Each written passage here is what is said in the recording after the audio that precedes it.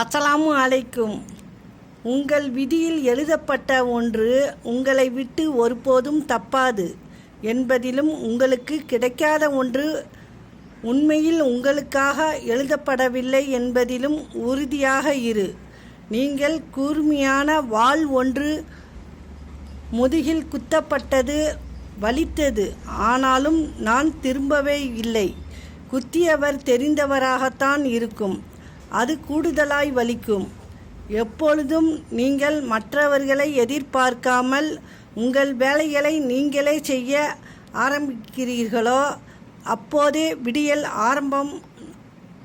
நீங்கள் எவ்வளவுதான் பக்குவமாய் நடந்து கொண்டாலும் உங்களை மனநல மருத்துவமனையில் சேர்க்கும் அளவிற்கு ஒரு உறவு உங்களை சோதித்து கொண்டேதான் இருக்கும்.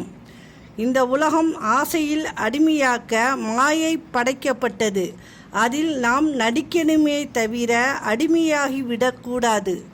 அஸ்ஸலாமு அலைக்கும்.